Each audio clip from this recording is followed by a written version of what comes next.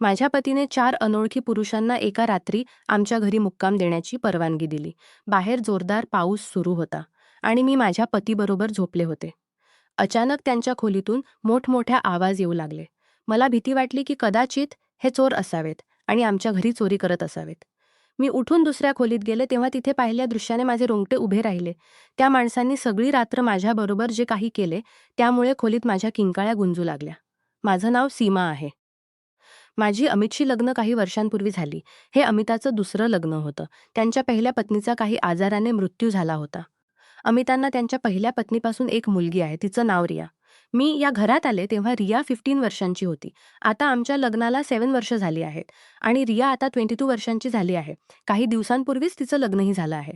रियाचं लग्न करून दिल्यानंतर माझा पती नेहमीप्रमाणे मला गावात सोडून शहरात निघून गेला आणि मी पुन्हा एकटी आणि त्यांनी राहिले. अमित रियाचं लग्न करून देण्यासाठी काही दिवसांसाठी गावी आले होते. पण इतके सगळे नातेवाईक आणि रिश्तेदार आले होते की मला त्यांच्याबरोबर एकटे वेळ घालवण्याची संधीच मिळाली नाही. ससुराळी पोहोचल्यावर माझी मुलगी रियाचा फोन आला. तिने सांगितलं, "आई, मी इथे खूप छान आहे आणि या लग्नात मी खूप आनंदी आहे.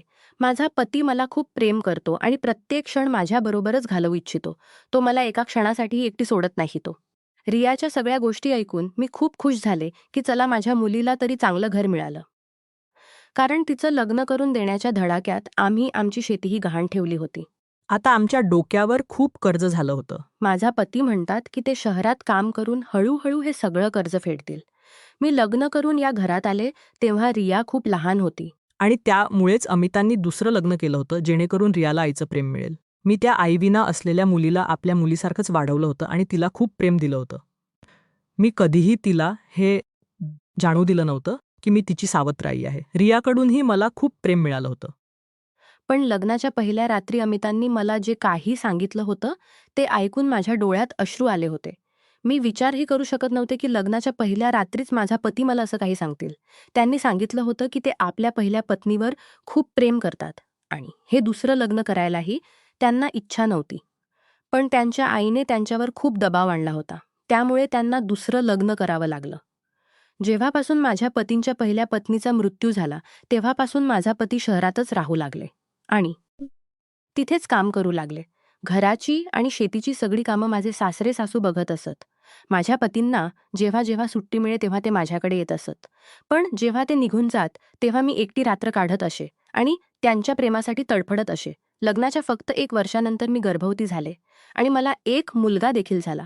जेव्हा माझ्या पतींशिवाय माझं मन लागत नसे तेव्हा मी त्यांना सांगत असे की तुम्ही मलाही शहरात घेऊन चला. मी तुमच्याबरोबर राहू इच्छिते. असं मला बरं वाटत नाही.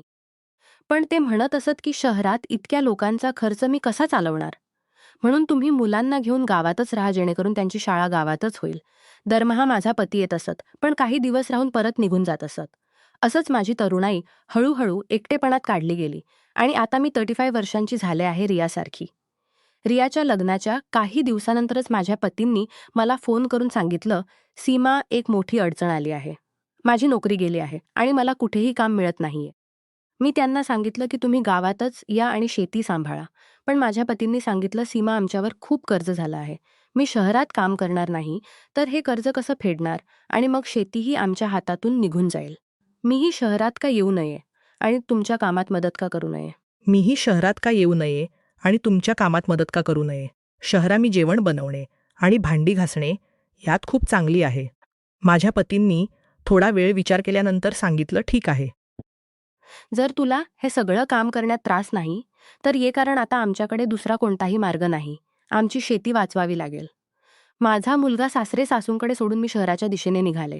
पैशांच्या गरजेनुसार माझ्या सासरे सासूंनीही मला शहरात जाण्याची परवानगी दिली होती. मला वाटलं की कित्येक वर्षांनंतर आता माझ्या मनाची इच्छा पूर्ण होईल. कित्येक वर्षांपासून मी माझ्या पतींच्या प्रेमासाठी तरफडत आहे आणि आता मला ते प्रेम मिळणार होतं. जेव्हा मी पतींकडे पोहोचले तेव्हा माझ्या पतींना मला पाहून खूप आनंद झाला. मला माहीत आहे की तेही रात्र एकटेपणातच काढतात. शहरात पोहोचल्यावर काही दिवसातच मला 2 घरांची कामं मिळाली. मी विचार केला की आणखी काही घरांची कामं मिळाली तर चांगले पैसे येतील. गावाच्या तुलनेत शहरात लोक कामासाठी चांगले पैसे देतात. एक रात्र काम संपवून मी माझ्या पतींबरोबर गप्पा मारत होते. तेव्हा बाहेर पाऊस पडायला लागला. पाऊस खूप जोरात होत होता आणि थांबण्याचं नाव घेत नव्हता. रात्रीच्या सुमारास कोणीतरी आमच्या घराचा दरवाजा ठोठावला. माझ्या पतींनी विचार केला की इतक्या रात्री कोण आलं असेल. माझ्या पतींनी उठून दरवाजा उघडला तेव्हा बाहेर 4-5 हट्टाकट्टे तरुण उभे होते. त्यांची वय 35 ते 40 वर्षांच्या दरम्यान असेल. माझ्या पतींनी त्यांच्याशी बोलायला सुरुवात केली तेव्हा मी माझ्या बेडरूममध्ये आले. मी विचारात पडले की शेवटी हे लोक कोण आहेत आणि आमच्या घरात असं का आले आहेत. थोड्या वेळाने माझा पती खोलीत आले आणि म्हणाले की बाहेर 4 प्रवासी लोक आले आहेत, जे पावसामुळे खूप अडकले आहेत. ते लोक एका रात्रीसाठी आमच्या घरी आश्रय मागत आहेत. त्यामुळे मला त्या लोकांवर दया आली आणि मी त्यांना सांगितलं की आमच्या घरात फक्त तुम्हा 4 तिथेच राहावं लागेल. माझ्या कानांना विश्वासच बसत नव्हता की माझा पती 4 अनोळखी लोकांना असं घरात राहायला कसं देऊ शकतात. ते खरंच खूप सोपे आणि लोकांवर लवकर विश्वास ठेवतात. पण हेही शक्य आहे की खरंच हे लोक पावसामुळे मजबूर झाले असतील. वैसेही आमच्या या घरात इतकं मौल्यवान सामान नाही की चोरी करण्यासाठी आले असतील. माझ्या पतीने मला सांगितलं, हे लोक खूप भुकेले आहेत, तू यांच्यासाठी काही खायला बनवून देणार का? मी दिवसभर सगळ्या घरांची कामं करून खूप थकले होते. तरीही पतींच्या बोलण्याला मानून मी स्वयंपाकघरात जाऊन जेवण बनवायला लागले. जेव्हा मी जेवण बनवून त्या लोकांना द्यायला आले तेव्हा मी पाहिलं की ते 4ही जण माझ्यावर विचित्र नजरेने पाहत होते. त्यावेळी मी एक लाल मॅक्सी घातली होती, ज्यात माझा गोरा शरीर स्पष्ट दिसत होता. त्या लोकांना पाहून मला खूप विचित्र वाटत होतं, कारण यापूर्वी कधीही कोणत्याही पुरुषाने मला असं पाहिलं नव्हतं, जसं ते लोक मला पाहत होते. माझा पती मला आपली पत्नी मानतात, पण ते आपल्या पहिल्या पत्नीवर अफाट प्रेम करतात. त्यांच्या पहिल्या पत्नीचं नाव पलक होतं. ती अमितांची बालपणीची प्रेम होती. अमित आणि पलक एकत्र वाढले होते. एकत्र राहता राहता दोघांच्यामध्ये प्रेमही झालं होतं. सगळ्या गावाला याबद्दल माहीत होतं, कारण ते दोघे शेतांमध्ये अनेकदा फिरत असत. पण हळूहळू जसजशी पलक मोठी होत गेली तसंच तिच्या वडिलांनी तिला अमितांना भेटायला देणं बंद केलं. ते म्हणत असत, आता तू मोठी झाली आहेस, असं अमिताबरोबर फिरशील तर तुझ्याशी लग्न कोण करेल? पण काही दिवसांनी जेव्हा अमित आणि त्यांच्या घरच्यांनी पलकांच्या घरी रिश्ता घेऊन गेले, तेव्हा सगळे मान्य झाले आणि दोघांचं लग्न झालं. 1 वर्षानंतर दोघांना एक मुलगीही झाली. पण काही महिन्यांनी पलक आजारी पडली आणि निघून गेली. माझ्या पती तिच्या मृत्यूतून सावरू शकले नव्हते. ते मला म्हणत असत की मी तुला पत्नीचा हक्क देईन, पण कधी प्रेम करू शकणार नाही.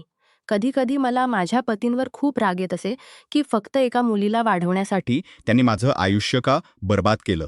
शेवटी मीही एक स्त्री आहे. मलाही प्रेमाची गरज आहे. मलाही असा कोणीतरी पुरुष हवा होता जो मला मनापासून हवे. माझा पती तर मला फक्त एक जबाबदारी समजतात, पण आज पहिल्यांदाच काही पुरुष मला असं पाहत होते, तेही एक नव्हे तर 4. माझ्या मनात विचित्र विचित्र विचार येऊ लागले. मी जेवण देताच आत माझ्या खोलीत आले. मी माझ्या खोलीतून बाहेर डोकावनी दारूची बाटली काढली होती. खूप महाग दारू होती, म्हणून माझा पती खूप आनंदाने प्यायला लागले. जेव्हा माझा पती बराच वेळाने खोलीत झोपायला आले, जेव्हा ते नशेत बराच पूर्णपणे होश हरून बसले होते. मी कसं तरी सारून झोपून दिलं. तेव्हा ते नशेत पूर्णपणे होश हरवून बसले होते. मी घाबरत घाबरत माझ्या खोलीतून बाहेर आले. आणि त्या लोकांना सांगितलं, मी तुमच्यासाठी आतल्या खोलीत व्यवस्था केली आहे. ते 4ही खूप विचित्र नजरेने मला घुरत होते, कारण ते लोकही नशेत होते. मी लगेच माझ्या खोलीत आले आणि बेडरूमचा दरवाजा बंद केला. मग मी झोपले. मी खूप थकले होते म्हणून मीही झोपून गेले. पण मध्यरात्री बाजूच्या खोलीतून खूप जोरजोरात आवाज येऊ लागले. घबराहटीने माझी झोप उघडली. पण माझ्या पतींना काहीच कळलं नाही आणि ते गाढ झोपेत राहिले. माझं मन करत होतं की मी त्यांना जागं करू. पण मला माहीत होतं की ते नशेत आहेत आणि उठणार नाहीत. हळूहळू आवाज आणि गोंधळ की उठून बघायला हवं. कदाचित हे लोक चोर असतील. माझा पती कोणावरही विश्वास ठेवतात. पण मला तिथले माणूस काही बरोबर वाटत नव्हते. सुमारे 15 मिनिटं मी असंच माझ्या बेडवर बसून राहिले. पण त्यानंतर हिम्मत करून मी माझ्या बेडरूमचा दरवाजा उघडला आणि जिथून आवाज येत होता त्या दुसऱ्या खोलीकडे जाऊ लागले. मला खूप घबराट होत होती. मी हळूहळू त्या खोलीचा दरवाजा उघडला तेव्हा तिथे खोलीत असलेल्या 3 माणसांच्या नजरा माझ्यावर पडल्या. एक माणूस फुर्तीने माझ्याजवळ आला आणि मला आत खेचून दरवाजा बंद केला. मी खूप घाबरले की हे लोक माझ्याबरोबर काही वाईट करणार आहेत. मला पाहताच ते खूप विचित्र नजरेने माझ्याकडे पाहू लागले आणि माझ्याजवळ येऊ लागले. माझा घसा कोरडा पडू लागला आणि भीतीमुळे माझा आवाज बंद झाला. त्यांच्या चौथ्या साथीदाराची लाश रक्ताने माखलेली खोलीत पडली होती. आता उरलेले 3 लोक कदाचित मला जिवंत सोडणार नाहीत. मी खूप घाबरले, कारण मी खुनाची साक्षीदार बनले होते. आणि चौथ्या